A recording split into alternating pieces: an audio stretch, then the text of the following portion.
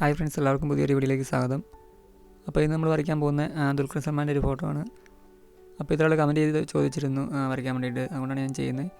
അപ്പോൾ ഇതിന് മുമ്പ് നമ്മൾ കഴിഞ്ഞ ദിവസം നമ്മൾ ചെയ്തിരുന്നത് ഒരു വിജയുടെ ഒരു ഫോട്ടോ ഔട്ട്ലൈൻ ചെയ്യുന്നതായിരുന്നു. അത് ഒരു പ്രത്യേക രീതിയിൽ, അതായത് നമ്മൾ സാധാരണ വരയ്ക്കുന്നതിനും വ്യത്യസ്തമായിട്ട് ഗ്രിഡ് ലൈൻസ് ഇട്ടിട്ടാണ് നമ്മളന്ന് ഔട്ട്ലൈൻ ചെയ്തത്. അപ്പോൾ അതെങ്ങനെയാണ് ചെയ്യുന്നതൊക്കെ ഞാൻ രീതി കംപ്ലീറ്റ് ആയിട്ട് ഞാൻ എൻ്റെ പറഞ്ഞു തന്നിട്ടുണ്ടായിരുന്നു.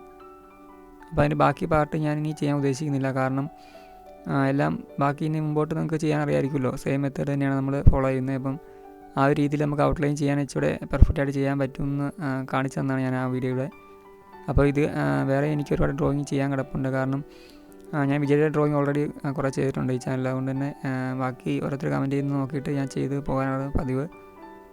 അപ്പം ഈ ഒരു ഡ്രോയിങ് കുറച്ച് ദിവസമായിട്ട് ചോദിക്കുന്നുണ്ടായിരുന്നു ചെയ്യാൻ വേണ്ടി. അപ്പോൾ അതുകൊണ്ട് ഇത് ചെയ്താക്കാന്ന് ഞാൻ വെച്ചു. കാരണം നമുക്ക് ദുൽഖർ സൽമാൻ ഡ്രോയിങ് ഒരുപാട് ഞാൻ ഈ ചാനൽ ചെയ്തിട്ടില്ല. പിന്നെ ഓരോരുത്തരും കമൻറ്റ് ഇടുന്നത് നോക്കിയിട്ട് ചെയ്ത് പോകണമല്ലോ. അതുകൊണ്ട് തന്നെ ആ ഡ്രോയിങ് ഞാൻ ഇനി കംപ്ലീറ്റ് ചെയ്യുന്നില്ല. അത് ഔട്ട്ലൈൻ ചെയ്യുന്നത് നിങ്ങൾക്ക് എങ്ങനെയെന്ന് പറഞ്ഞെന്ന് മാത്രമേ ഉള്ളൂ.